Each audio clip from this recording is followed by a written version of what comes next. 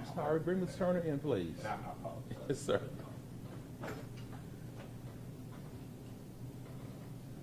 Ms. Perry, thank you for bringing that to my attention. I just assumed he was right behind you. I apologize to you, sir. Ms. Turner, good morning, sir. You have a seat, Ms. Turner.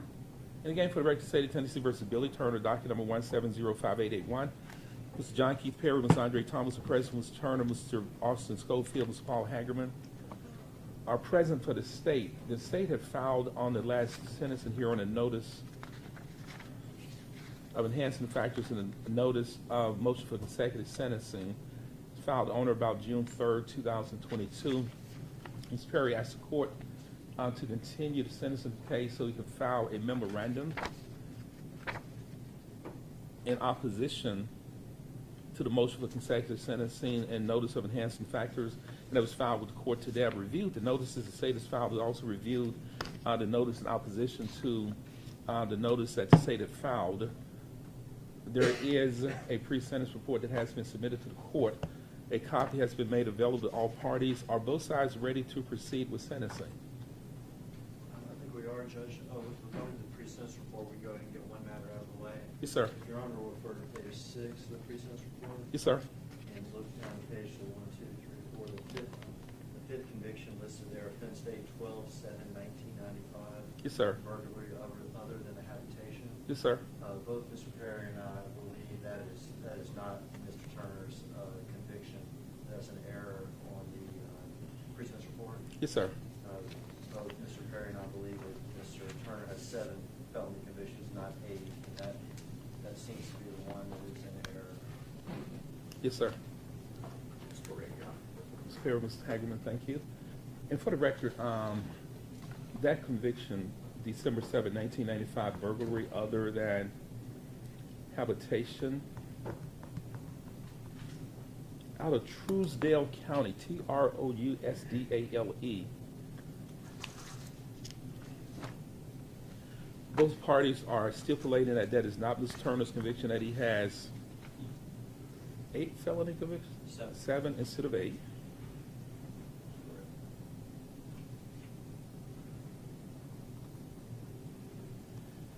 And for the record, I'm going to delete or write out that conviction.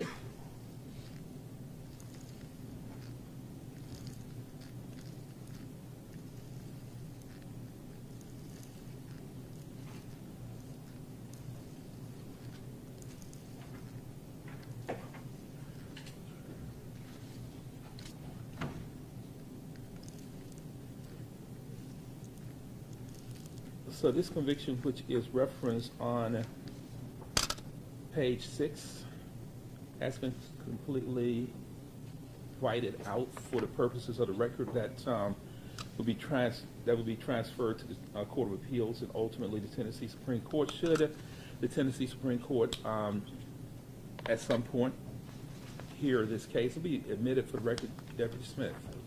Madam Court Reporter, please. Exhibit A. A is an apple. For the sentencing here in Exhibit A with the deleted conviction of the burglary other than the habitation.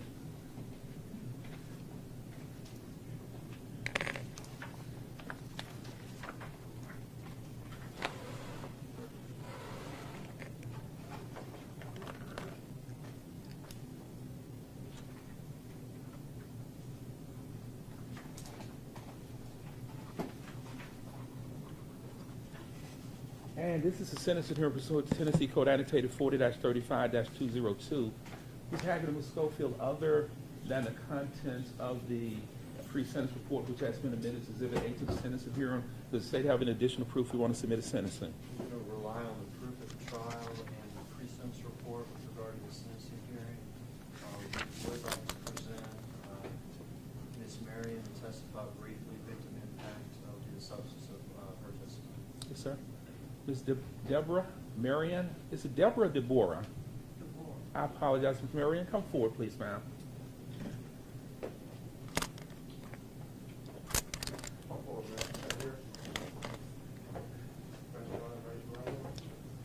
Ms. Marion, do you solemnly swear or affirm testimony you were given us here will be the truth, the whole truth, and nothing but the truth, so help you God? Thank you, Ms. Marion. Put your hand down. Have a seat right here, please, ma'am. Ms. Marion, good morning. I apologize for mispronouncing that name, ma'am. Been doing it for years. Well, I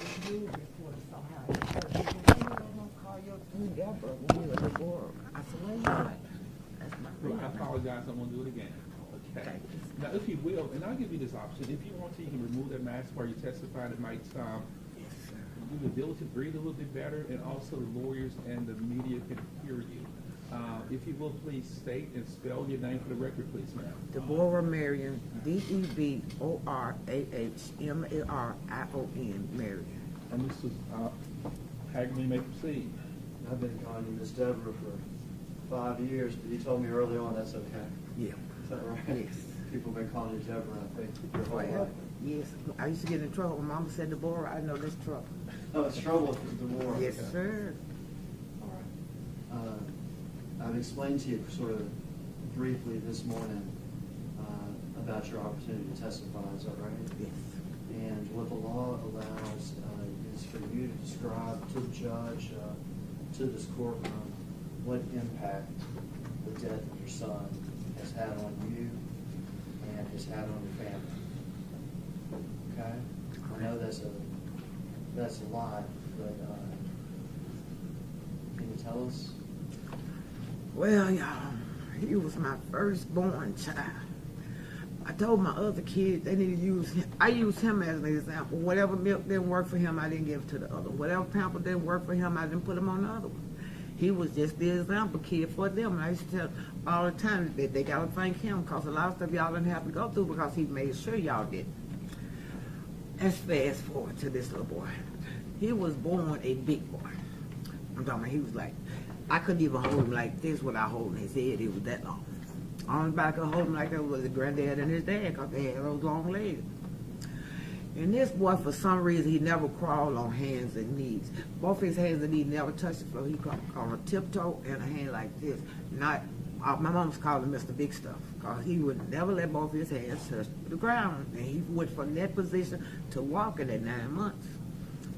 He was just something totally, had nobody been in our house in 10 years, and that was my brother. So he was just excited. Everything he did was exciting because we hadn't seen nothing like this anyway in a child this big. Then when he started walking and talking, Lord have mercy. He was a big boy then. Fast forward to 6 years old. I used to have to take his birth certificate to the movie with me to prove that he's 6. Because he was just that big. I carried that. They were trying to charge you for adults? Yes, they was. It was so messed up until I got a copy, matter of fact, right now, that he sending me to keep because the one I had was so folded and crispy, it was like ugly now because I carried it for years from place to place. And then he started playing basketball, real basketball. He was serious even then. I was like, okay. Then getting his pre-teens, he would go to the activity center in my town, and all the other guys, grown men, girl, you know you got a ticket right there. That boy gonna make you some money. I'm like, I don't want y'all to blow his head up. Shut up. You know, he young. Don't let him think this. But as time went on, I went to seeing it myself. Oh my God. What is at home, no sitting room. Because everybody want to see what Red gonna do tonight. And then we got the Oxford and the Lorenzen went to the Fed, and we got Oxford. That's our route for school. I bet at every game we was going to win. I could get the players to come to court right now, tell you how many figures I got. They paid because we won. Because of my son. Like, let me tell you what happened here in Memphis. Y'all, I'm hurry up. The guy had knocked Lorenzen down. I'm sitting behind the coach when he tell him to throw a roadblock, but I had no idea he was talking about on my son. 20 minutes later, my son hits the floor. He gets up, wanting to hit somebody. Then they pushed him out the game. He go to the wall, talking about he's not going back here. Oh, yes, he is. His dad talked to him and his coach talked. His dad said, I said, boy, I flew over there. If you believe the game, you're going to mess your whole team up because ain't no I in team. You got to stay in the game. And we won. Next game, we had to have a police escort in the game because they going to kill him. Over basketball in high school. I'm not talking about college yet. This is just straight high school. He was just different. I had girlfriends that had nephews and brothers playing on team, but they would come to the games with me so they could be his cheerleaders. Cause they saw something that nobody see too. Look at his stats. He just did too well, to be like example. I'm gonna start giving y'all examples. He was in the 8th grade and we went to state. If they knew about him being in the 8th grade, they would took the trophy from us because he was supposed to be playing with no high school. But we needed him to win, and that's what we did. LaFayette High School. I wish y'all could just go look at see what all kinds of trophies he got for them, because every trophy they got, he's on it. It might be just a little inscription under the school, but he's on there. Oh, I'm finna jump way up somewhere now. You have a lot of stories, Donna. That's why I finna jump way somewhere, because I could sit here all day and talk about him. Yeah. All day. Okay, he gets married. Have me some grandkids. Y'all, my first grandchild was so spoiled, I couldn't let Lorenzen touch him, because he was like, I told him his poop don't even stink, so move. That firstborn was firstborn literally. Everybody, all my friends, everybody know who was my heart. That was Snoop. Firstborn grandchild, he didn't do no wrong in my eyes. I always saw a better way out for him. And then what really got me disgusted about him really getting murdered is called 6. 6 in 1. 6 kids and 1 mom. And my baby grandson had been talking about playing basketball all his life. But when this happened to his dad, he didn't play no basketball. He said, I just asked him why. Well, let him just go on and do what he do. And he was like, well, Grandmama, I don't want all the focus on me like it was on my dad. He's the younger brother, and he's as tall as the twins. So he would have been a good prospect for the NBA. But he said, no, all this stuff, it changed his total life with my son not being. He didn't have anyone to guide him in no direction. And Laura said, well, maybe Grandma, he just didn't want to play. I said, you mustn't see the Venus and Serena story. They didn't either. But they dad said, what? Back out there. Sometimes you need your parents in your life to, stay on you. You got to do this. They're children. You got to put something on their mind. You can't just let them do what they want to do. Even, if my son had been here long and said, Dad, I'm not playing ball, he will write me an essay. Why? Because I don't want to. That's not good enough. You got to have a valid make it make sense. You got to have a valid reason for not doing what I think you can do better than average. So those grandkids lost a father. Ooh, they lost a lot. Those kids had love all day, every day from their dad. This boy loved his kids. I know a lot of people say they more than he loved himself. Really. Anything come about, he'll take a bullet for any of them. Because those are his children, he loved them. But now we don't have it, thanks to Billy. We don't have him anymore. But we're going to keep his name going. I'm not going to ever, to the longer the blood run warm in my body, I'm going to keep my son's name going. Because that's all I know to do. That's why I stayed working, doing what I was doing. I ain't never had no son murdered. But in my mind, I'm from Mississippi. And this is the city, so I got to keep talking to y'all. That's why I kept talking. Kept making myself be known. Hey, y'all, I know what happened, but y'all got to go and put it on the wall with the nail. And they did what they did. So we can see that you're full of life and you're full of fight. Oh, yes. Has your son's death affected you too? Ooh, totally. What's it done to you? I don't have my baby for no holidays. I don't have him to come jump in the bed with me and just act a fool like he do. He was my children, he was his sisters and brothers, everything. Matter of fact, my 35-year-old, that was his son. That was his first son right there, my knee baby boy. And it's just how he was with them. Like, he just didn't make any mistakes with them. Anything they needed and wanted, two different things. Anything they needed, he made sure it happened. To get the worry off of his mama. I'm going to do this for my brother. He's in college. My mama can't afford this. My baby went to college in a Mercedes truck. Think I could afford that? I don't think so. No, dressed at night every day, all day. When he first went to California to live with Lorenzen bought him school clothes. He get to the school, they got uniform. And I said, what y'all gonna do with the clothes? Are you gonna take them back to Lorenzen? He gonna wear them when he get out of school. The new school clothes? What else I gonna do with mama? You know I don't go back. I don't take nothing back. That was Lorenzen Wright. And now, we don't have nobody near like him. Well, we appreciate all the stories about him, okay? Yes, sir. Keep us alive. You love your son, Lorenzen, right? Yes, I loved him from You the hate that your moment. grandkids Well, lost him. yes, but you know what? Out of 6 grandkids, I talked to 4 of them on the regular. I'm talking about weekly, or they'll text me, Grandmama, I love you. Like the baby boy told me, Grandmama, you know, I always knew you loved me. That was from the baby boy. They just, after they heard Claudia, they blow my phone up. Gotcha. All right, stay close to him, okay? I am. I have no further questions. All righty. Ms. Harris, Ms. Thomas, No cross-examination.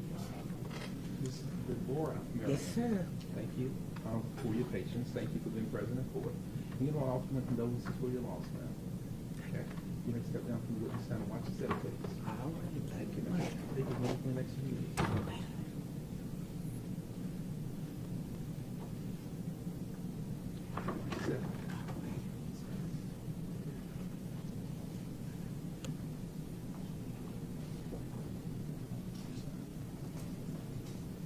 Mr. Hager, do you have an additional proof? No, Your Honor, I can review with the court our filings with regard to the notice enhancement factors first. Let me check, see what not Ms. Perry, Ms. Thomas, choose to present additional proof of sentencing. Chair. No evidentiary proof, Your Honor, just arguing at the appropriate time. Yes, sir. Ms. Hager may proceed with the notices that the state has filed, the notice of enhancing factors and a motion for consecutive sentencing. As Your Honor, of course, is aware, the state reviews enhancing factors that are laid out in Tennessee Code annotated. The state has also filed a notice that lists the enhancement factors that we feel are appropriate to be found with regard to these cases. We are here to sentence Mr. Turner on, he's been sentenced on murder first degree, has received a life sentence. We're here to sentence him on conspiracy to commit murder, which is a class A felony, and also for criminal attempt to commit murder with a trip to Atlanta and entry into the house there, which is also an A felony. There's also a 4th sentence that we need to take into account with regard to the motion for consecutive sentencing. That's Mr. Turner's previously entered the guilty plea and been found guilty in this court, received a 16-year sentence for a convicted felon possession of a handgun charge that happened at the time that he was arrested in 2017. With regard to the enhancing factors in the guilty plea and been found guilty in this court, received a 16-year sentence for a convicted felon possession of a handgun charge that happened at the time that he was arrested in 2017. With regard to the enhancing factors under Tennessee Code annotated, the state would argue enhancement factor number 1, that the defendant has a previous history of criminal convictions or criminal behavior in addition to those necessary to establish the range. Reference to pre-sentence report reflects that Mr. Turner has been convicted of 7 different felony offenses and 2 misdemeanor offenses. That's a total of 9 criminal convictions before sentencing on this case, or even arrest on this case.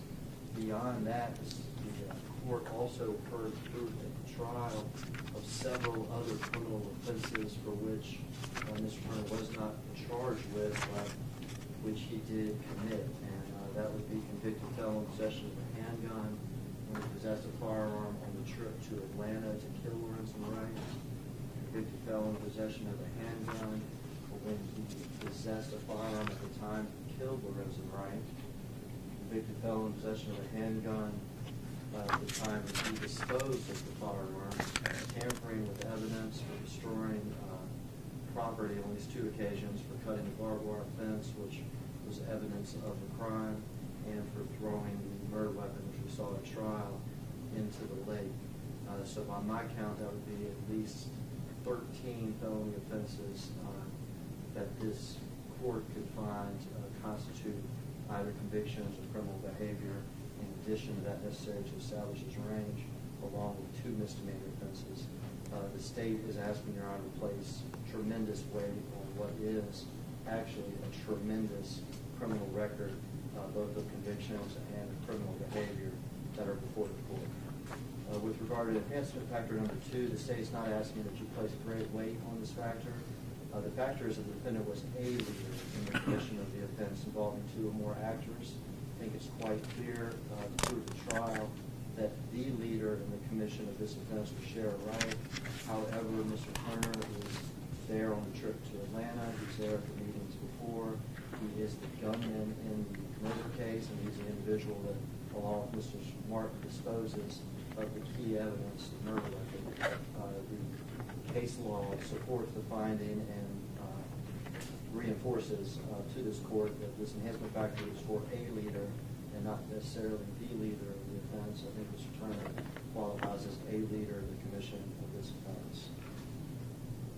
The state has also checked enhancement factor number 9, that he possessed or employed a firearm, explosive device, or other deadly weapon during the commission of the offense. The proof at trial was that Mr. Turner possessed a firearm when he went to Atlanta and entered the house of Lorenzen Wright. That is not an element of attempted first-degree murder and should apply to that charge.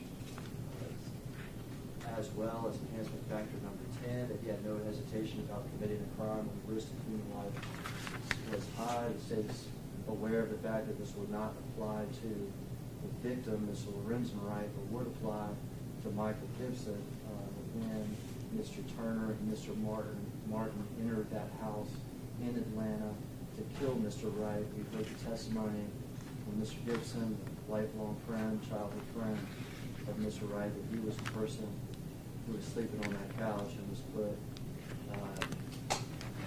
in harm's way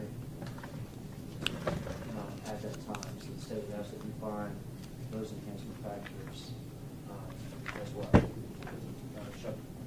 Sean, will we proceed to the consecutive sentencing, or will we just Yes, sir. proceed? The state's also filed a motion for consecutive sentencing. Mr. Turner received a life sentence on the murder conviction.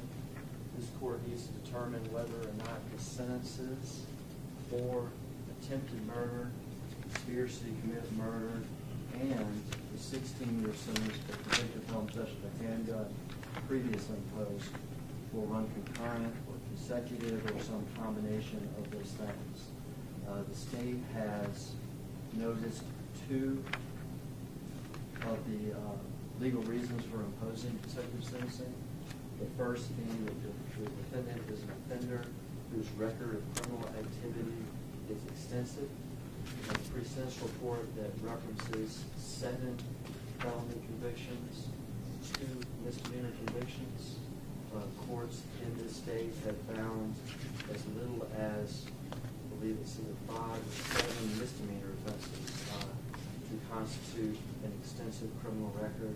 This defendant has, at the very least, 9 convictions before the convictions in these cases. We ask for little or no regard for human life, no hesitation about committing a crime in which the risk to human life is high, and related mandatory findings that consecutive sentences reasonably relate to the severity of offenses, and that they're necessary to protect the public from further criminal activity of the defendant.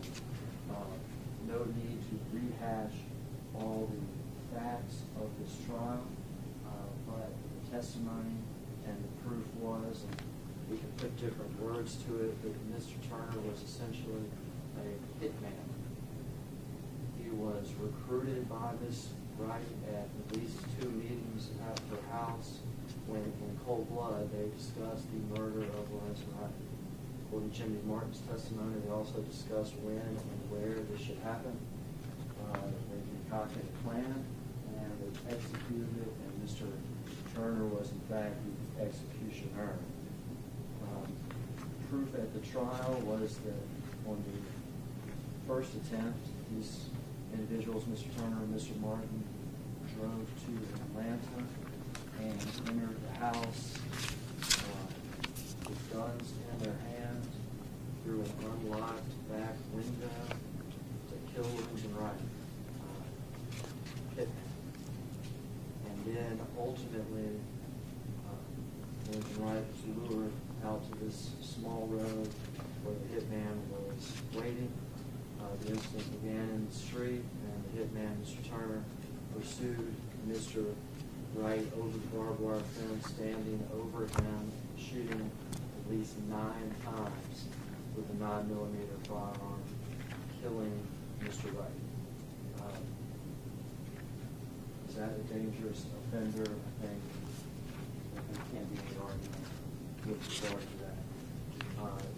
Is a sentence of consecutive sentences, does that reasonably relate to this type of criminal, violent, murderous conduct that a hitman commits? I think there can't be any argument to that. Whether or not consecutive sentences are necessary, they're not necessary in a case where a man plans the murder of an individual in cold blood, attempts to do it twice, succeeding the final time, stands over him and shoots him at least 9 times. I think it's necessary to protect the public from this man.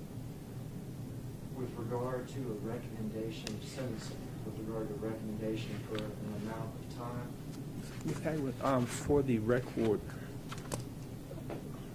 are you submitting to the court that he has a range 1 offender, or multiple range 2 offender, or persistent offender based, or career offender based on his record? he's a range 1 offender for the Class A felonies. Yes, sir. Had he been charged with some of the other conduct, like tampering with evidence or convicted of possession of a handgun at the time, it would be range 2 or range 3. Yes, sir. But if it was offenses, he thinks it would be over range 1. Yes, sir. The state recommends, with regard to the criminal attempt murder and with regard to the conspiracy to commit murder, given the enhancement factors, especially enhancement factor 1, the 7 prior felony convictions and 2 misdemeanor convictions, that those sentences should be 25 years. That would be the maximum sentence for him as a range 1 offender, but I think on the basis of just the first enhancement factor alone is warranted. There are other enhancement factors present as well. With regard to a total effective sentence, the question is before the court, the question of time. Think about time in this case. Mr. Turner met with Ms. Wright in the house to plan this murder 2 separate times. Either time he could have stopped. Either time he could have withdrawn. Mr. Turner had to drive an hour or so to Batesville to get Mr. Jimmy Martin. Could have stopped, could have turned around. He picks up Jimmy Martin, he has to drive 5 hours to Atlanta to commit the murder. 5 hours where he could have stopped, he could have turned around. 5 hours on the way back when they're unsuccessful, when he could have stopped, he could have put an end to this. And then that night, the incident starts in the street and Lorenzen Wright runs for his life over the barbed wire fence. At that time, he could have stopped. He could have left. But he jumped over the barbed wire fence and he goes up to Lorenzen Wright, defenseless, and he shoots not 1 time, not 2 times, but 9 times. 9 times. And then, for 10 days, think about that time, that Lorenzen Wright's body is decomposing, his whereabouts unknown. 6 kids. 6 kids wait for their dad to come home. 10 days. Think about that time. When he could have spoke up, he could have put an end to this, but he didn't. And then, 7 years. 7 years of time. When 6 grandkids, when a mother, when a city has to wait, has to wonder, who did this thing? Again, silence all the time. And now before this court, finally, after a trial, after the evidence, one last time to assume some responsibility. But instead, Your Honor will see the statement that he gave to the court in his pre-sentence report, in which he states the court was against him and he was framed for this murder. Time. All the times he could have stopped. All the times the family, the grandkids, the citizens were put through hell. When Your Honor is considering the time to give this attorney, I want Your Honor to consider the time and times that you've heard about in this case. What the state is recommending, Your Honor, is to sentence Mr. Turner 25 years for the criminal attempt murder for the separate attempt to kill Lorenzen Wright, consecutive to his life sentence. We're asking you to impose the 16-year sentence on the convicted felon possession of a handgun, which is an offense that occurred some 7 years after the homicide, to run consecutive to that 25-year sentence. We're asking, Your Honor, for an effective life sentence plus 41 years, with the 25 years on conspiracy to commit murder to run concurrently. So we're asking you for life plus 41 years with regard to this case, to redeem some of this time that you took. Never redeemed the time you took for Lorenzen Wright, but for all the victims in this case, all the family members, the citizens of Memphis. We feel that's what's just. Ms. Agnew, thank you. Ms. Perry, any statements in our position to the notice of enhancing factors rather, and also the notice to seek consecutive sentencing? Yes, Your Honor, but before I do, I just would ask a question of clarity. Yes, sir. He's asking for life plus 41. I should be clear, the court has already implemented a sentence in the on the murder conviction. Is he asking for life plus? No, what Ms. Agnew was asking for, he's already been sentenced to life. Okay. And he's already been sentenced to 16 years for the convicted felon in possession of a firearm. So what Ms. Hagman is arguing today is that on the other two counts for which he has not been sentenced, count 2, conspiracy to commit first-degree murder, and criminal attempt first-degree murder, Ms. Hagman is asking the court to sentence Mr. Turner to the maximum sentence of 25 years as a range 1 offender on the 8 felonies, to order the 25-year sentences on the conspiracy and the criminal attempt to be served concurrently, but consecutively to the life sentence, and consecutively to the 16-year sentence for a convicted felon in possession of a firearm. Ms. Agnew was asking the court for an effective sentence on this indictment, as well as the indictment that he pled guilty to prior to trial about 2 or 3 years ago, asking the court for an effective sentence of life plus 41 years in prison. Yes, sir. I wanted to make sure I had the Yes, right sir. numbers. in my Yes, sir. mind. That's Absolutely. Yes, sir. May it please the court. Yes, sir. First off, as to the statement from Mr. Bora, Mary and I would tell the court that I would like to at least draw emphasis to the fact that, as Mr. Hagerman pointed to one portion of the pre-sentence report regarding the statement of Mr. Turner, Mr. Turner's statement being that, of course, we see trials differently and results thereof differently and plan to appeal. So his statement was not one that would have accepted responsibility, but he did also, if you look at that full statement given to the officer regarding it, if you look at the second page, which would be Top of paragraph. I think it's page 4. Page 4, top of the first paragraph, page 4. Yes, Your Honor, where it starts off, the defendant's version. That he's Also, sorry for the loss of the family. Correct. Yes, sir. Sorry for the loss of the family of Lorenzen Wright, but I am also sorry for the loss. I'm sorry, but I am an innocent man in this case. Jimmy Martin and his friends are killers in this case, etc. I say that to say this, that we do plan, of course, in future hearings to put forth what we believe as factors that should be relevant to trying to perfect an appeal. Yes, sir. And for the sake of this hearing, I say that I did my response. This is oftentimes, if it continues on trial, against a trial attorney, if you're victorious, you move on. If in part or in whole you're less than victorious, you're standing here in a position of saying, well, consider X, Y, Z, but also consider the fact respectfully that my client is not accepting responsibility or being remorseful in the sense that he is saying that I did so-and-so, but, you know, as if it was a plea hearing. In this instance, we do maintain the innocence of Mr. Turner. Trials are trials. Sometimes they change in results down the road, et cetera.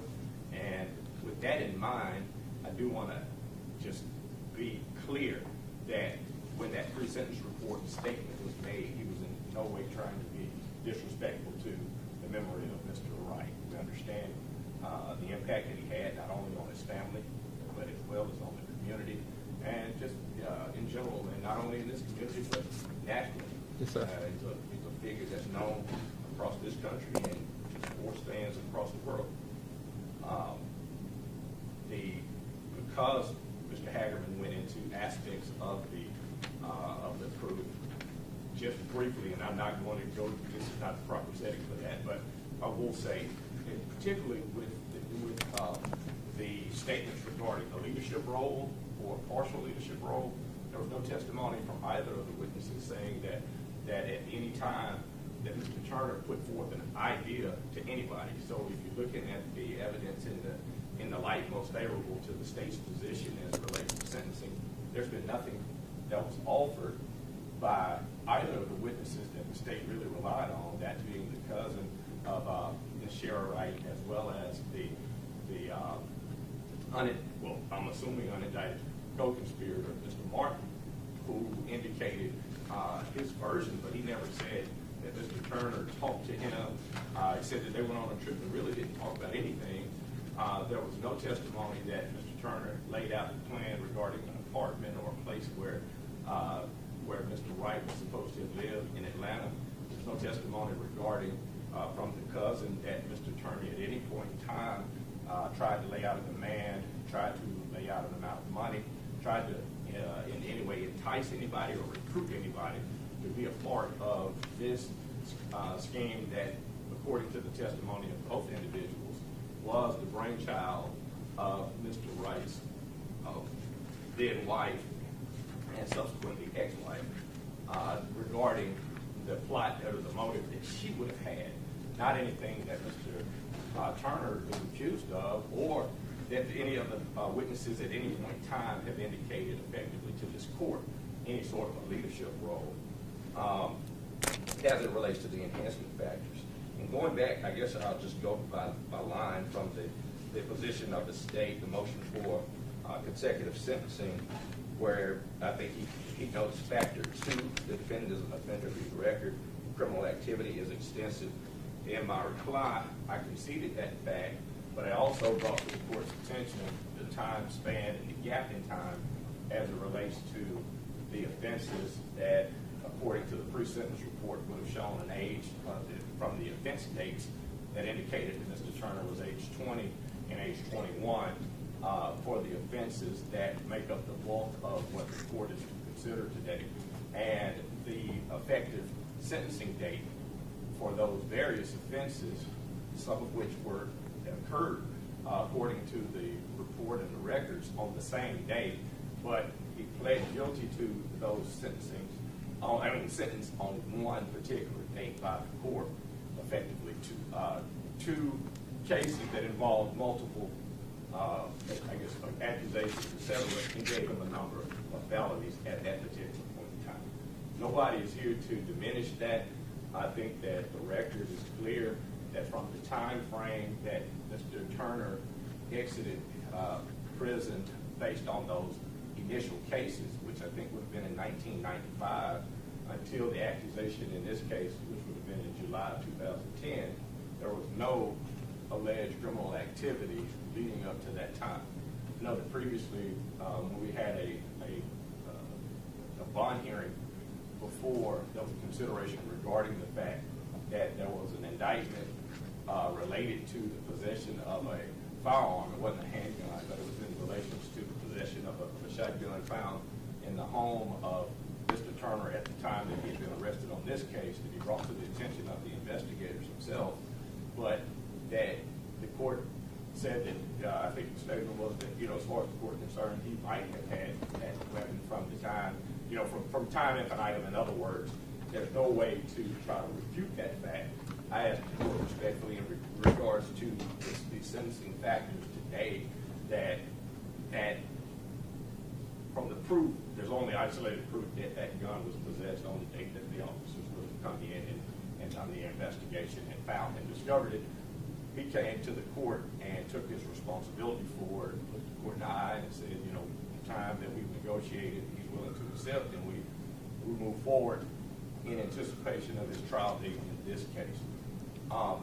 With that in mind, the factors that went into that, or the consideration for the consecutive sentencing factors, I respectfully say to the court that the possession of a firearm event would have been not in spatial time connected to this case. There's no finding that he possessed a firearm other than the proof that was elicited at trial, that I respectfully say that there was less than clear, at least to me, from the answers given by the only person who talked about whether or not a firearm was directly in the possession of Mr. Turner, which would have been the unindicted co-conspirator that testified, saying that they went to the residence, and from his memory, Mr. Turner had a weapon and he had a weapon, which was, I think, inconsistent with what he had stated earlier to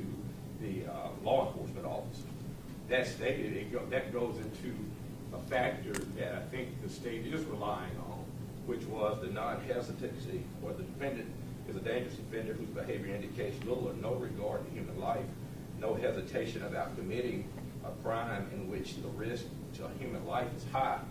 So to avoid the merger, I guess is what I call it, factor, that it has to be something somewhat different than the case in which he has been convicted of. The position of the state is that he had no hesitancy, etc. I think that is patently in direct opposition with what the testimony is, in so much that from the witnesses, if you take it in the light favorable to the state, the testimony from their witnesses was that once they saw this other individual, that there was no attempt on that person's life. There was nobody that shot at that person, nobody hit that person, nobody did anything to disturb that person.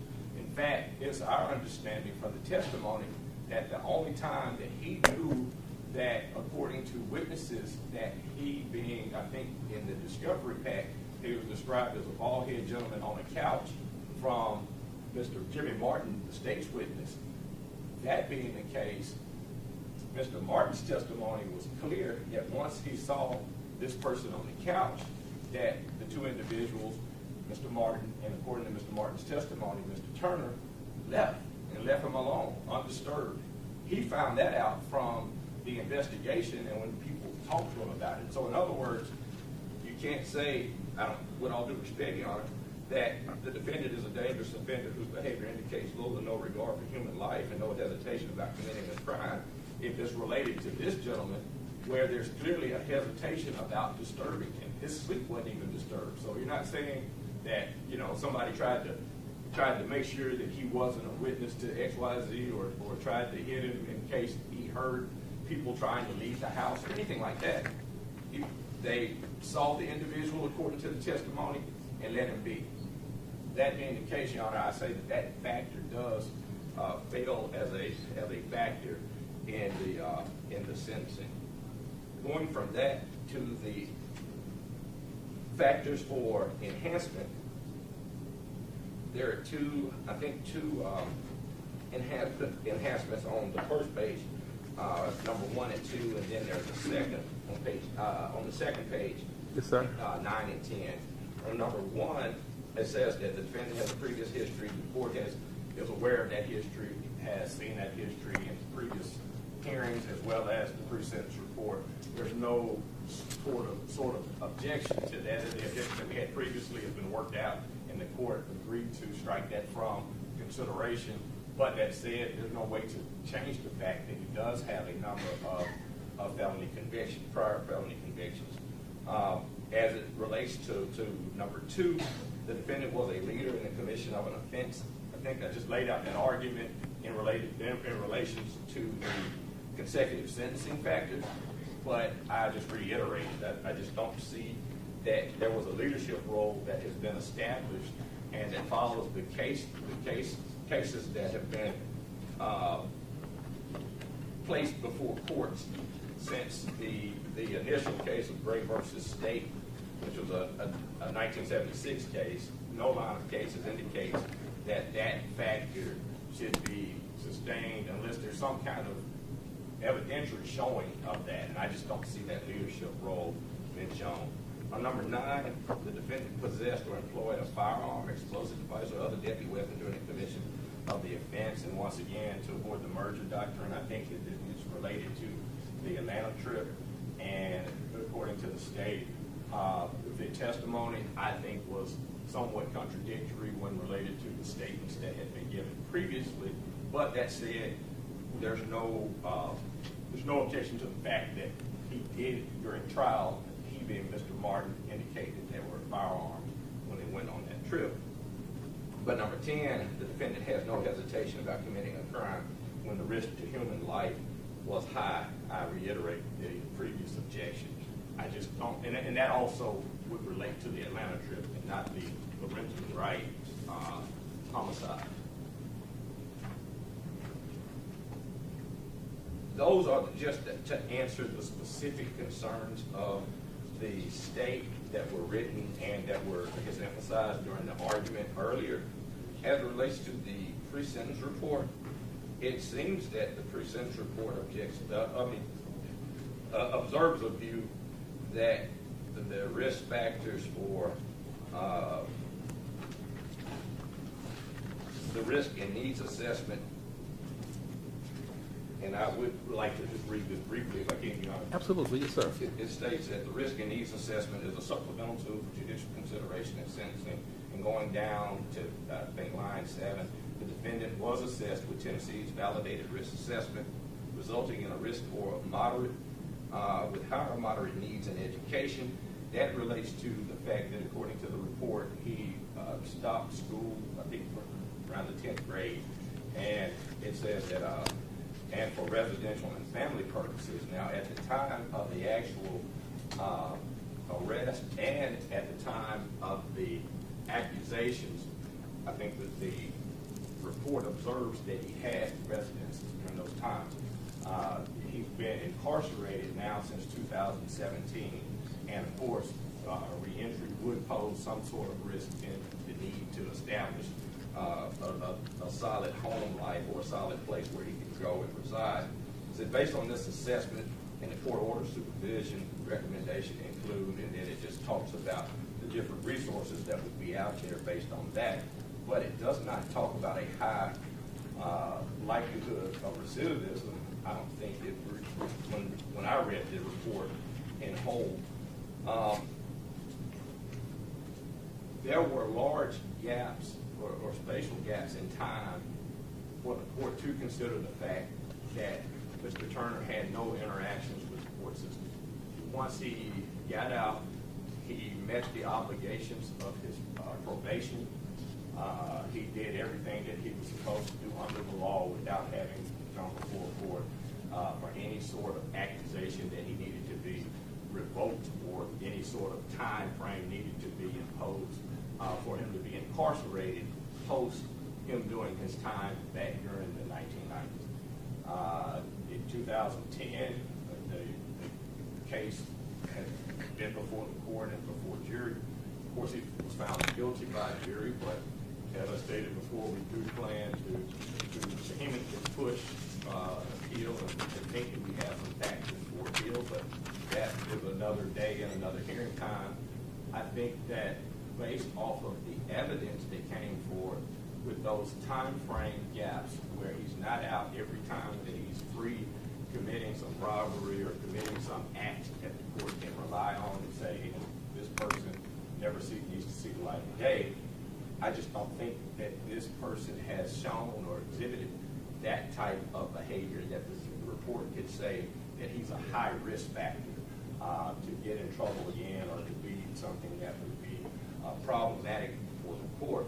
If you looking at it after the trial, he's facing, or not even facing, he's been sentenced to life. That would, at this time, if you're looking at the age of Mr. Turner, he would be eligible, I guess, for at least a full relief or what have you on that life sentence at 51 at the earliest. If, with considering that and his age, the ability to at least have that much to look forward to if he's that old at the time he's 50 or 51 at this right now. So you're talking about a person who is looking at a substantial or has a substantial sentence as it speaks. And whatever the court implements as far as a sentence, we respectfully ask that the court could run it concurrent in this case, incentivize the correct behavior if the Court of Appeals or the Supreme Court did not take our motions regarding, or our pleadings rather, regarding appeal in the light that we think that they should be taken, and that incentivizes him getting education behind and living a life while he's incarcerated with something to look forward to. And I, have seen cases that had stronger evidence than this. I understand where the court, we gave us a trial. We were found guilty by a jury of peers from Shelby County. We understand that. We also understand that the judicial system has a whole plethora of things that we can try to do to see, if our position might be respectfully agreed to. That stated, for the sake of this hearing, I am of the mind that Mr. Turner has not lived the type of life that poses or shows that the type of danger that the state has elicited outside the scope of the concerns from this court from this case rather. There's not evidence that shows that from 92 until 2010 he was getting in and out of trouble, and from the point of 2010 to 2017 that he'd been doing likewise. He'd been gainfully employed, he was paying his own way. When they came to his home, the illegal item there, the shotgun, was in the back of the closet, but there's no evidence that it had ever been used against anybody. There was no other items that were illegal found in the home, drugs, nothing that would in any way raise the ire of this court. And I asked the court to take those things in consideration in possibly running this sentence concurrent as opposed to consecutive. Thank you, Your Honor. Ms. Perry, thank you, sir. Ms. Hager, Ms. Schofield, any additional statements or arguments?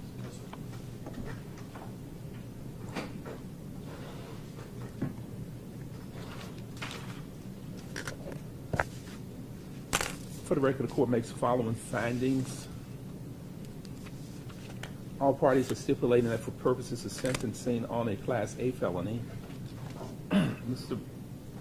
Billy Ray Turner does not have sufficient B or C or A felony offenses that would enhance the Class A felony, so it's been sentenced as a standard range 1 offender. For those convictions of conspiracy to commit first-degree murder and criminal attempt first-degree murder, range of punishment as a standard range 1 offender is 15 to 25 years in prison. The state is asking the court sentence was turned to the maximum of 25 years on both of those counts, to run those counts concurrently, but consecutive to the life sentence and consecutive to the 16-year sentence that he pled guilty to for being a convicted felon in possession of a firearm about 3 years or so ago. If my memory serves me correct, this case was set for trial.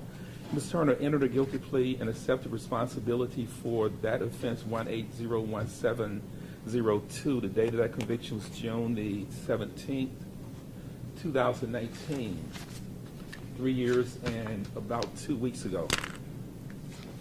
And for the record, the court makes the following findings. They have considered all those factors pursuant to Tennessee Code Annotated 40-35-210 that the court has considered the evidence that was received at trial and at sentencing hearing. I considered the allocution that was made by Ms. Deborah Marion regarding how the killing has affected her family, herself, her grandchildren. And I'm going to briefly summarize, and Mr. Perry is 100% correct. The jury found Mr. Turner guilty. Mr. Turner takes exception to the jury's verdict, and he should. He's not required in a pre-sentence report to show remorse. He's not required in a pre-sentence report to say, I committed this crime because it would probably adversely affect his appeal. In fact, I'm sure that probably Mr. Perry and Mr. Thomas would have told Mr. Billy Ray Turner, don't talk to anyone about the facts of this case in this report that say it has to. Tennessee Department of Correction, Board of Probation Parole has to conduct a sentencing report in order for the court to conduct a sentencing hearing. But I'm sure his lawyers would have told Mr. Billy Ray Turner, do not discuss the facts of this case with anyone. He said some things in the pre-sentence report that he should not have said.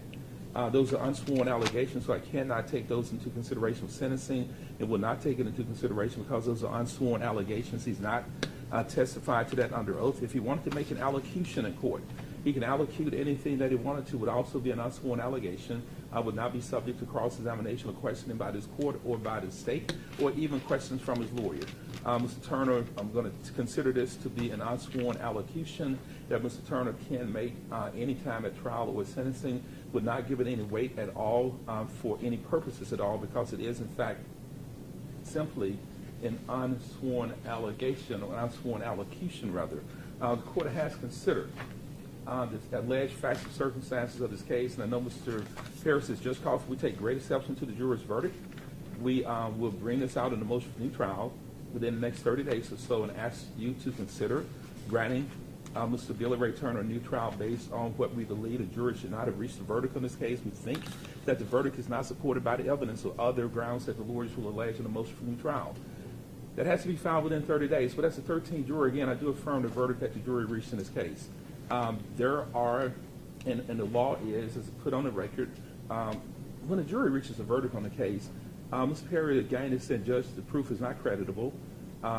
Jimmy Martin is an uncharged co-conspirator. Mr. Martin is the person that should have been tried with Ms. Sherra Wright, maybe by himself, and certainly they should have all been indicted together. Don't understand how Jimmy Martin was not indicted, was not tried. He's an uncharged, unindicted co-conspirator. Don't believe that the jury should have reached a verdict on his incredible testimony, his unbelievable testimony. The jury resolved. The law in the state of Tennessee is that jury resolves all issues of credibility, all conflicts in the testimony. Those are resolved by the jury as a trial fact, and the judges, trial judges, judges on the Court of Criminal Appeals, judges in the Supreme Court, don't second guess a verdict of a jury when the jury has resolved those issues of credibility and has resolved those conflicts. I think I put those cases on the record when the motion for new trial, motion for judgment acquittal were made, including Cabbage, C-A-B-B-A-G-E. Those cases leave that to the discretion of the jury. And I do again affirm the verdict that the jury reached in this case. This is the only reasonable verdict that any reasonable, rational trial fact could have reached. And I know Mr. Perry and Mr. Thomas will continue to argue this in other venues and at the motion for new trial hearing, but this is strictly a question of credibility. And based on the testimony of the trial and based on the scientific proof of where Mr. Martin was, based on cell phone records and other things, Mr. Martin could not have been, unless his phone was with somebody else, and that's speculative, could not have been at the location where Lorenzen Wright was killed. Lorenzen Wright was killed at the location that, based on cell phone data, Mr. Billy Ray Turner was in the immediate vicinity at the time that Mr. Lorenzen Wright was killed. It is the only logical verdict that any rational trial fact could have reached in this case. Looking at the cell phone conversation, the text messages between Mr. Martin and Ms. Sherra Wright and Mr. Billy Ray Turner, it is clear, even in coded messages, that there was an ongoing conspiracy to kill Lorenzen Wright. initiated by Sherra Wright. Mr. Turner probably regrets that he ever met Sherra Wright. Mr. Turner could have gotten off this train at any point and told Sherra Wright, "I'm not going to be involved in killing somebody because you say that you think he's going to kill you." Mr. Turner could have stopped this at any point. He could have backed out of this at any point. And Mr. Perry says there's no proof that Mr. Turner ever acquiesced, was ever involved in, or ever acted as a leader in this offense. But the testimony from Claudia Robinson directly said that on 2 different occasions when his conversations took place about killing Lorenzen Wright, how he would be killed, and in the second conversation that Mr. Turner asked Sherra Wright, "What do you want me to do, Sherra?" Obviously involved in, participating in, and asking Sherra Wright exactly, "What do you want me to do to kill this man because you say that he needs to be killed before he kills you?" The proof is absolutely overwhelming. Mr. Lorenzen Wright got shot multiple times. Shelby County Medical Examiner's Office indicated Mr. Wright was shot multiple times, indicated that there were probably more gunshot wounds of entry than he did in fact confirm, and other gunshot wounds of entry cannot be excluded because of the decomposition of his body that lay out in the sun in Memphis, Shelby County, Tennessee, and we're in July right now, and as they say, hotter than July. June is very hot also. Brutal, hot sun in Memphis, Shelby County, Tennessee. And when it's Shelby County, folks says 95 degrees in Memphis, 98 degrees in Memphis. That's 98 degrees in the shade at the Memphis International Airport. It is a lot hotter than that in other places that is not shaded. But this body lay out in the sun, baking, cooking, for some 10 days. And at the time the body was recovered, he was a shell of himself. I believe the proof was he was down to some 78 pounds or something in that range. Lorenzen Wright was a big man, as his mother said, big from birth, big all of his life, played in the NBA at about 240, 245, 250 pounds. By the time his body was discovered, he was just a shell of who he is. And the medical examiner indicated that there were at least 1 bullet found inside of his chest, 2 bullets in the chest cavity, a bullet fragment in his right arm, a defect in the collarbone and ribs consistent with gunshot wounds, gunshot wound entry to the left side of his chest, at least 5 gunshot wounds of entry confirmed. Additional gunshot wounds of entry could not be excluded. All the shells that were located at the scene of the crime were matched to 1 gun. This is a case that Mr. Billy Ray Turner could have exited from at any point, could have told Sherra Wright that he's not going to be part of her plan to kill another person, but he did not. He persisted in his plan, and the proof in this case, again, is overwhelming.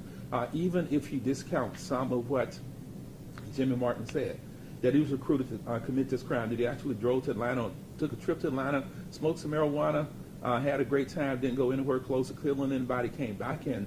Sherra was very upset with him because she didn't trust him, so she sent Billy Ray Turner with him on subsequent trips to make sure that this plot, this conspiracy was in fact effectuated. The proof, again, in this case is absolutely overwhelming. There may have been some inconsistencies in the testimony. Mr.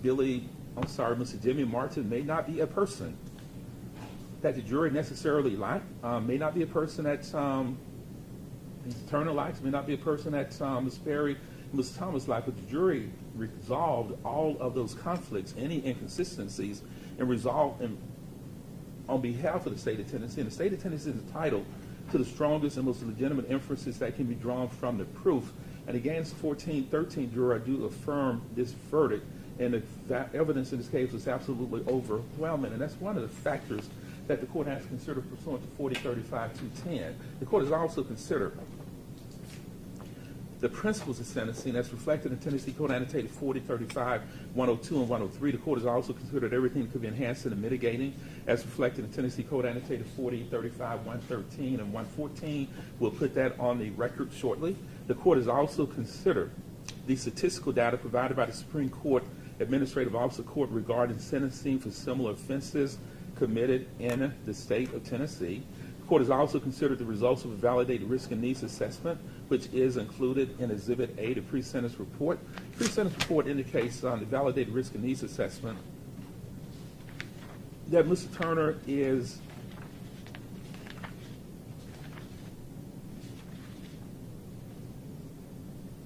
the risk score moderate, but a high or moderate needs in education, residential, and family based on this assessment. They have concluded that he has a moderate risk of continuing to commit crimes against the state of Tennessee. Mr. Turner did not make a statement on his own behalf at sentencing or at trial, so I cannot consider that. And again, the unsworn statement in the pre-sentence report cannot consider that because it's not sworn, and I will not consider that unsworn statement. He chose not to make a statement, which he has an absolute right to do so, and also chose not to make an allocution. And again, an allocution is an unsworn statement that says, let me say whatever's on my mind. Nobody can ask me about it. Lawyers can ask me about it. Prosecutors can ask me about it. Judges can ask me about it. He chose also not to make that unsworn allocution. 4035-210 and 4035-102 and 103 orders the court to presume that sentence in the case should be the minimum sentence unless the court finds the presence of enhancing factors, weighing those against anything that might be mitigated. If the court finds that the enhancement factors outweigh any possible mitigation, then the court can adjust that sentence. Tennessee Supreme Court indicates as long as the court articulates reasons as to why a person is sentenced, the court looks at sentences on appeal with a presumption that the sentence is correct, and it will review it for a presumption that is correct and review it to see whether or not the court arbitrarily imposed a sentence without making the proper findings. Abuse of discretion, the presumption that it's in fact correct. The court does find that Mr. Billy Ray Turner has a previous history of criminal convictions for criminal behavior in addition to those necessary to establish the appropriate range, and the court gives that finding extreme weight. It gives that finding the most weight that a trial court can when the court reviews Mr. Billy Ray Turner's record. Mr. Turner is 51 years of age. Date of birth, February 23, 1971. He's 51 years of age. He has been committing crimes. First offense was a possession of controlled substance with intent to sell. Placed on probation for that cocaine offense. Theft of property. Sentenced to 2 years. Sentence on the drug case was 2 years. Theft of property, sentenced to 2 years for that offense also. The drug case was February 24th, 1992. The theft of property, December 17th, 1992. Dates of conviction. Reckless endangerment with a deadly weapon, arrested on May 30th, 1992. Sentenced to 2 years on December 17th, 1992. Aggravated assault, arrested on May 30th, 1992. These arrests on the same day for these offenses. Pled guilty to reckless endangerment with a deadly weapon, sentenced to 2 years. Another drug offense was selling a controlled substance, arrested on August 12, 1992. Sentenced to 4 years on July 7, 1993. A simple assault, arrested on October 30th, 1992, sentenced to 6 months for that simple assault, and arrested on December 4th, 1992 for an aggravated assault. Pled guilty to attempt to commit an aggravated assault, sentenced to 2 years on July 7, 1993. The last 3 convictions that the court put on the record, and another aggravated assault that was reduced to attempted aggravated assault, a 2-year sentence. All those sentences were imposed on July 7, 1993. Those are all separate offenses for sentencing purposes. The violent crimes, the drug offenses, those are all separate convictions for sentencing purposes. Kidnapping, attempted kidnapping, charged with an aggravated kidnapping, pled guilty to attempted kidnapping, sentenced to 2 years on July 7, 1993. On July 7, 1993, really bad day for Billy Ray Turner. Pled guilty to 5 felony convictions on that date. Had another case that was pending in this court, 1801702. Case was set for trial on June 17, 2019. Mr. Turner entered a guilty plea, a change of plea on that date, and the court sentenced Mr. Turner to 16 years in prison for that offense of being a convicted felon in possession of a firearm. He, in addition to that, also has a case that is still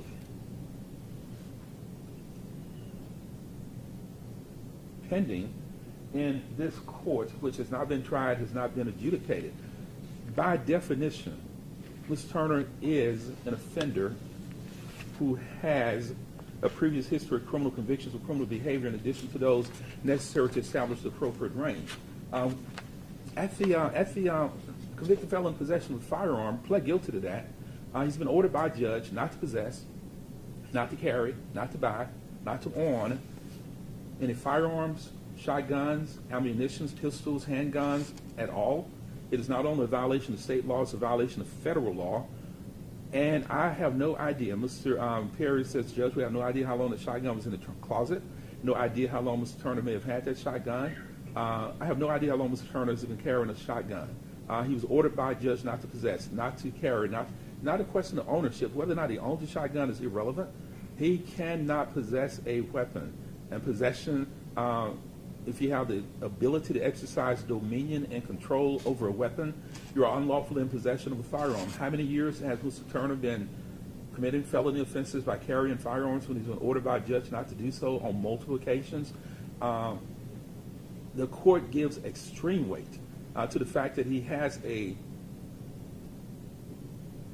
substantial, a long criminal history of not only criminal convictions but criminal behavior, and that criminal behavior again has gone on for over almost 25 years from the age of 20 until he's arrested on this offense. He's been committing crimes against the state of Tennessee for some 25 years. I give that great weight. The defendant was a leader in the commission of an offense involving two or more criminal actors.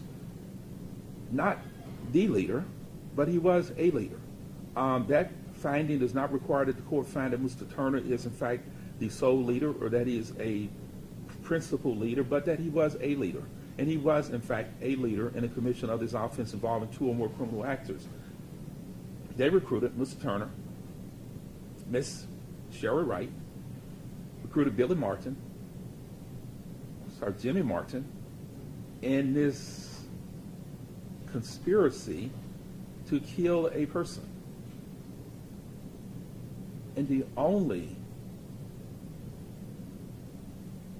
I won't say it makes sense, but the only rationale for this is because Sherra Wright thought that Lorenzen Wright was going to kill her if she didn't kill him first.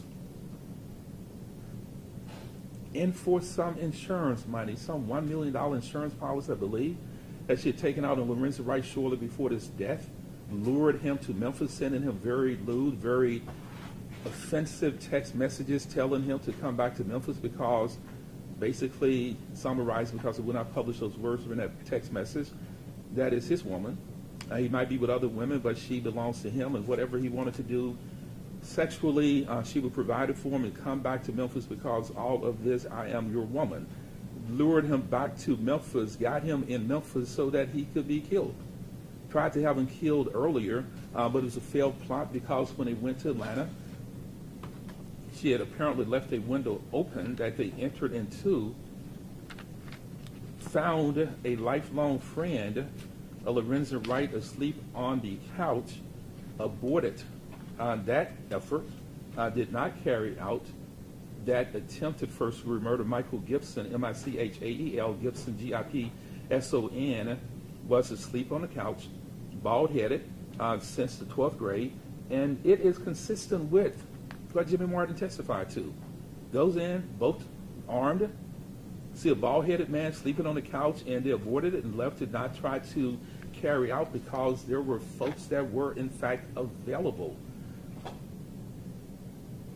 When Mr. Jimmy Martin failed to go to Atlanta and kill Lorenzen Wright, Sherra Wright had Billy Ray Turner accompany Mr. Jimmy Martin back to Atlanta to make sure that Mr. Martin would go down there, smoke marijuana, go for a trip, and come back home and say, didn't get it done. He is absolutely leader in the commission of this offense.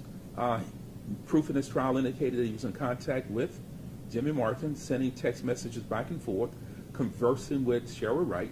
After this crime was committed, Sherra Wright did not contact Jimmy Martin except to say, you need to come back and help us clean up a crime scene. She contacted Billy Ray Turner. Need you to come back to Memphis. We need to talk about some things because those folks are investigating this, and we need to make sure that we are on the same page. They are videotaped. There are photographs standing outside of a car in a residential neighborhood where they are going back and forth to the house because Sherra Wright summoned Billy Ray Turner and said, you need to return to Memphis from Los Angeles. He is, in fact, a leader in the commission of this offense involving Sherra Wright and, as Mr. Perry argues, an unindicted co-conspirator, Jimmy Martin. He did possess a firearm, explosive device, or a deadly weapon during the commission of these offenses. This is not an enhancement factor that applies to the first-degree murder because that would be implicit in the first-degree murder, but the indictment alleging the conspiracy to commit first-degree murder and attempted first-degree murder, that is not an element of this offense. A deadly weapon, a handgun, a firearm is not alleged as an element. It is, in fact, separate. It is distinct from being an element of these offenses, and the court gives great weight to the fact that he did possess or employ a firearm or explosive device in the commission of an attempted murder and a conspiracy. State asks the court to consider whether or not he had no hesitation to commit a crime in which the risk of human life is high. Those are two separate considerations for enhancing factors and also for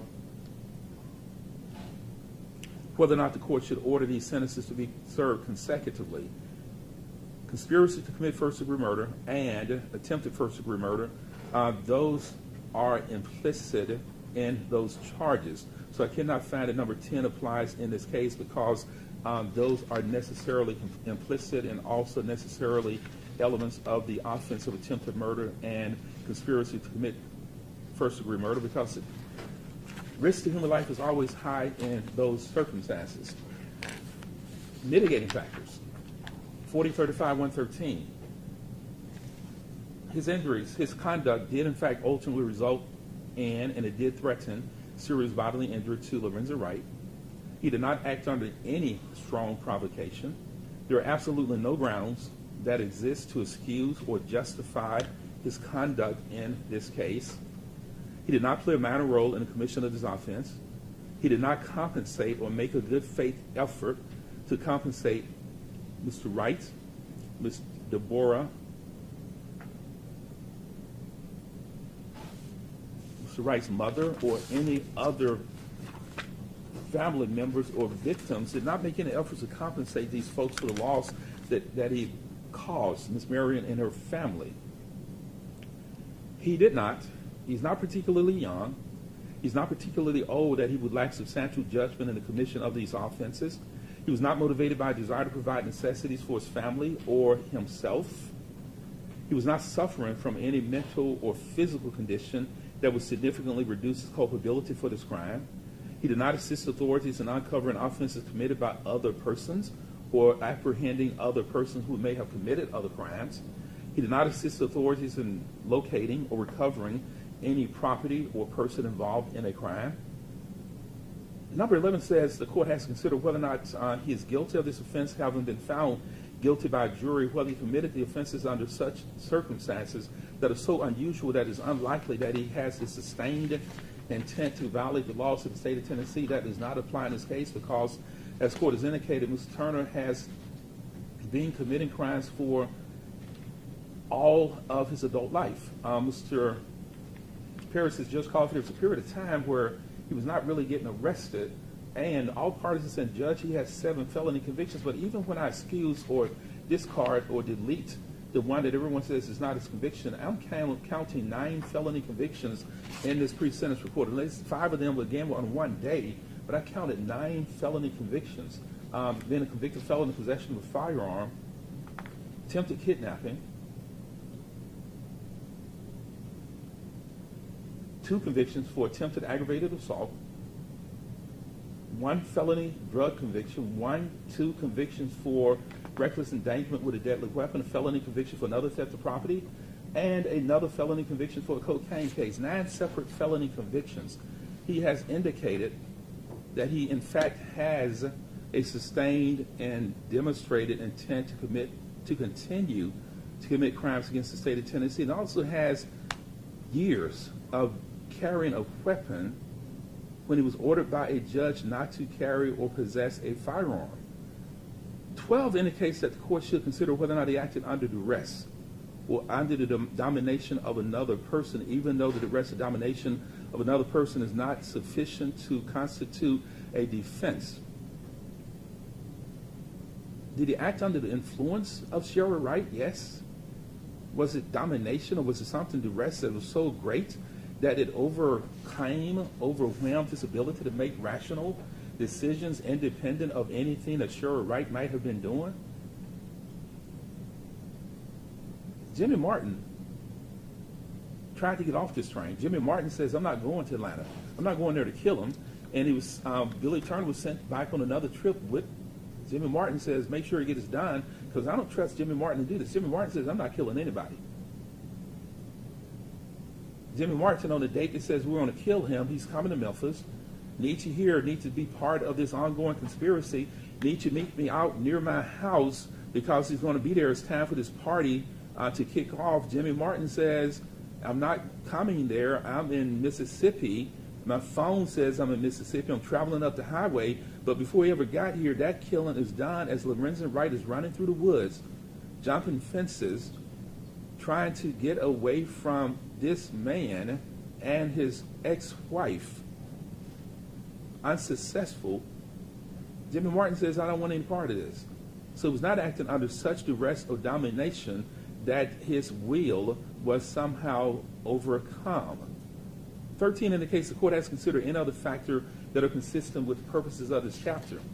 And I will give some weight to the fact that Mr. Martin owned his own business, owned property, did have a consistent work history. Pre-sentence report indicates that he's owned Ray's Landscaping since January 1st, 2012. Before that, worked at other jobs, Perkins Restaurant and Pro Site Construction. Does have a consistent work history, was a businessman, and I will give some weight to that finding, but frankly not significant weight when I consider the enhancing factors that the court has found. And having said all of that, the court finds that he is in fact a standard range 1 offender. The court was sentenced Billy Ray Turner to the maximum sentence of 25 years in prison as a standard range 1 offender for the offense of conspiracy to commit first-degree murder. Was Turner to the sentence of 25 years confinement in the Tennessee Department of Correction for the offense of criminal attempt first-degree murder. The state is asking the court to consider running some of these offenses consecutively. Ms. Perry says, Judge, Ms. Turner's 51. A life sentence, which he's already been sentenced to, if you run all these other sentences concurrently, life under current Tennessee law is construed to be 60 calendar years. Cannot be paroled, cannot be placed on probation. He would have to serve a minimum of 51 years in prison based on sentence reduction credits or behavior credits that he may earn while in custody. A life sentence under current Tennessee law is construed to be 51 calendar years. He's been in custody about 5 years. An argument is, Judge, if you make him serve this life and run everything else concurrently, Mr. Turner would be about 97 years of age by the time he gets released from custody, and 97 years is more than enough punishment if you do anything other than that. Very few people would live to the age of 97 locked up in prison in a small 6x6 or whatever that cell is, probably with a maximum security center at prison, rather Riverdale in Nashville, outside of Nashville. Because of the nature of these offenses, the argument is that, Judge, these sentences should be run concurrently. The state has asked the court to find that he is an offender whose record of criminal activity is extensive, and I do find that he is a criminal offender whose record of criminal activity is extensive. As indicated earlier, he's been committing crimes for about 25 years in the state of Tennessee. State versus Pollard, P-O-L-L-A-R-D, P-O-L-L-A-R-D, 432 Southwest 3rd, page 851. 2013 Tennessee Supreme Court opinion has also adopted guidelines in sentencing that says that sentencing is left to the sound discretion of the trial court. Consecutive sentencing is left to the sound discretion of the trial court. And the appellate review for consecutive sentencing is a presumption that the sentence is reasonable, and it will review the sentence under an abuse of discretion. And again, an abuse of discretion would be that the court did not articulate reasons as to why these sentences should be consecutive. Tennessee case law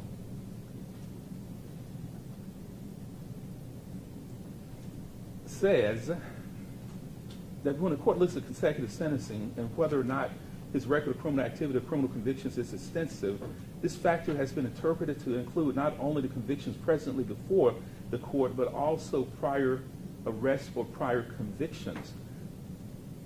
State versus Common, C-U-M-M-I-N-G-S, 888 Southwest 2nd, page 661, in 1992 Tennessee Court of Criminal Appeals opinion, upheld consecutive sentences where a defendant had absolutely no criminal history, but was convicted of 8 separate offenses in a single trial. This case was tried out of this court, State versus Anthony Jackson, 2016 Criminal Court Appeals opinion. Mr. Jackson was found guilty by a jury of 7 offenses in one trial, had no criminal history, no criminal convictions, and ordered consecutive sentencing. And in this case, not only was he convicted of 3 offenses, pled guilty to a 4th, but he has, by my count, 9 felony convictions on his record. He has been committing crimes against the state of Tennessee most of his adult life. And as the Commons case, Palmer case rather indicated, when a court finds that a defendant has been arrested for, convicted, or committing crimes that spans basically his adult life, that consecutive sentencing is in fact warranted and consecutive sentences can in fact be imposed. Robinson, R-O-B-I-N-S-O-N, 930 Southwest 2nd, page 85, at page 85. The Robinson case dealt with a case, this is a 1995 Court of Criminal Appeals opinion. The Robinson case dealt with a situation where a person was convicted of and sentenced to first-degree murder and was sentenced to life on each of those cases. A judge in that case ordered those life sentences be served consecutively. And the argument in Robinson was it is a legal impossibility to order consecutive life sentences because it would necessarily mean that a person sentenced to life would have to die, somehow be revived, and then be sentenced to serve the other life sentence. And that sentence in that case was life without the possibility of parole. And the court upheld the sentences to life without the possibility of parole consecutively because the court says the question in the case was whether or not it was logical, consecutive life sentence without parole, in support of the contention. The defendant in that case asked whether a person can be declared legally dead, then be brought back to life to serve his second sentence of life without parole. And the court answered in Robinson that we answer that question emphatically, that consecutive sentences are warranted because an appellant is not entitled to a free crime. That was the ruling out of Robinson, that if a person is committing separate offenses, the legislature has determined that these are separate crimes that should be punished separately. An attempted murder is separate, it's a different offense from a murder. Conspiracy is a different offense from attempted murder and first-degree murder. The court in Robinson has made it clear that a person should not be afforded an opportunity to get, in the court's word, a free crime because the argument is that it is illogical to have a person serve life sentences consecutive to life without parole, or in this case, life consecutive any more time, because at his age, Mr. Turner would probably never be released from prison. He committed separate crimes. Our legislature has adopted the Blockberger, B-L-O-C-K-B-U-R-G-E-R test that says if the elements are different, the crimes are different, then a court in its discretion can in fact impose separate sentences and can order that those sentences be served consecutively. The state has also asked the court to consider whether or not the defendant is a dangerous offender whose behavior indicates little or no regard for human life and had no hesitation in committing a crime in which the risk of human life was high. And again, for enhancement purposes, that if it's implicit to the crime itself, the court cannot consider that for enhancement purposes. But for consecutive sentencing purposes, those are separate things that the court, in fact, can consider separately if it, in fact, raised or proved by the proof in this case or at the sentencing hearing. Mr. Billy Ray Turner had absolutely no hesitation in committing a crime in which the risk of human life is high. Chased Mr. Lorenzen Wright through a wooded area, went to Atlanta, and it has nothing to do with the risk of life being high to an unnamed or an unindicted victim, but the totality of the conduct for which he has in fact been convicted by a jury. Went to Atlanta to kill Lorenzen Wright, was not successful, conspired for a number of time, weeks, at the behest of Sherra Wright to kill Lorenzen Wright. Asked Sherra Wright at one point, tell me, Sherra, what do you want me to do? Located him, found him, got a text that says he's here, party's on, or something to that effect. Found him, chased him. As Lorenzen Wright is hopping fences, jumping fences, running through a wooded area, literally running for his life. So Billy Ray Turner unloaded a gun on him, a 9mm pistol on him, shot him multiple times. The circumstances surrounding the commission of this offense are in fact aggravated. The court also has to find whether or not the aggregate length of the sentences reasonably relate to the severity of the offense for which the defendant stands convicted and are necessary to protect the public from further criminal acts by the defendant. Not further criminal acts of violence, but just further criminal acts. And that's State versus Wilkerson, Wilkerson, 905 Southwest 2nd, page 933, 1995 Supreme Court opinion, Tennessee Supreme Court opinion. Those are known as the Wilkerson factors, and the court does again find that not only is Mr. Turner a dangerous offender, possess a gun, chase a person with a gun, travel out of state with a gun, with intent to kill somebody, hatch this nefarious plan to kill this man, comes back to Tennessee, where he's set up by Sherra Wright, notified as to where he is, finds him, chases him, kills him, with a 25-year history of committing crimes against the state of Tennessee, including kidnapping, aggravated assault, drug offenses, gun offenses, the three worst combinations that you can think of: guns, drugs, violent offenses. Mr.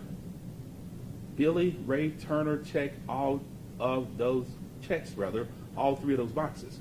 He is a dangerous offender. He had no hesitation committing this crime, and he has shown over the totality of his adult life that he will continue to commit crimes against the state of Tennessee. I'm ordering that the life sentence that was imposed at the conviction in this case be ordered to be served consecutively to the convicted felon in possession of a firearm, the 16-year sentence that the court imposed on or about June 17, 2019, 1801702.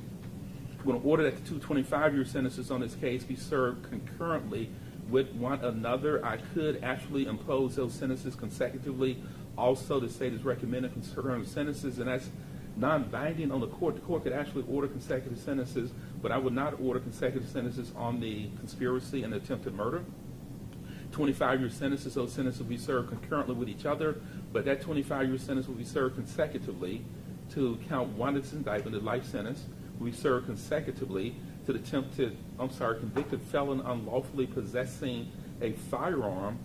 Total effective sentence of life plus 41 years confinement in the Tennessee Department of Correction. Will not impose a fine on these cases. The court does render Mr. Billy Ray Turner infamous on these convictions for which a jury has returned his verdict of guilt. Will give him all the jail credit that he's been in custody towards the release eligibility.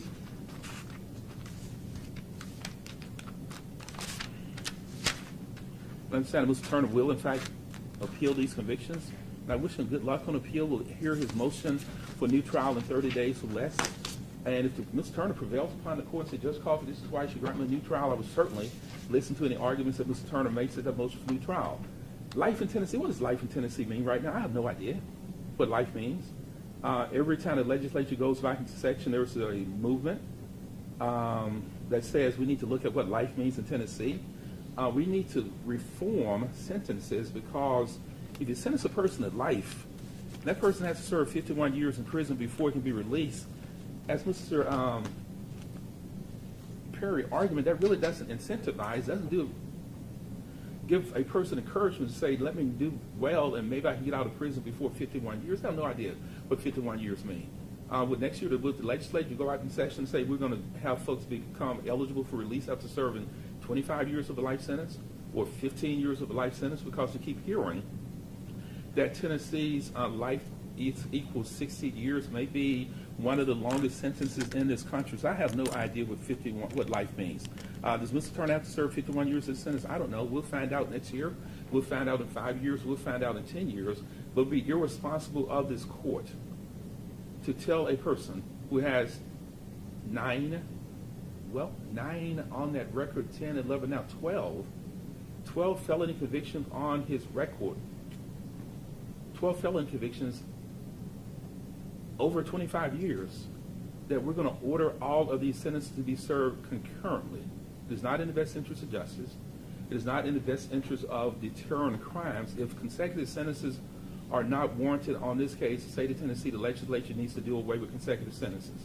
Mr. Turner has earned every day, every second of this life plus 41-year sentence with no deception for the record. And we need a date for motion for new trial hearing. It has to be held within 30 days. 4 weeks from the day, Friday, August 5, is that a good day for all lawyers?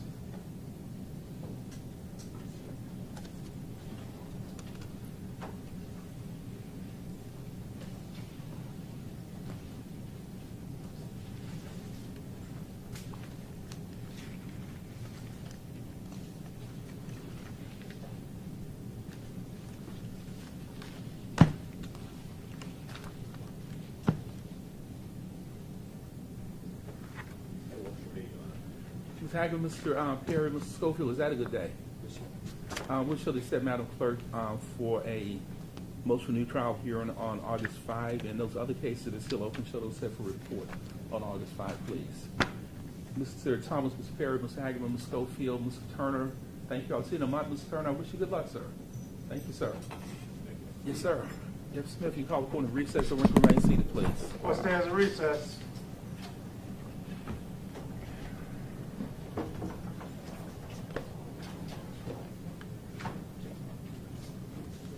Smith. Yes, sir. Madam Court reporter, please, sir. Madam Marks, exhibit B for me. Madam Clerk.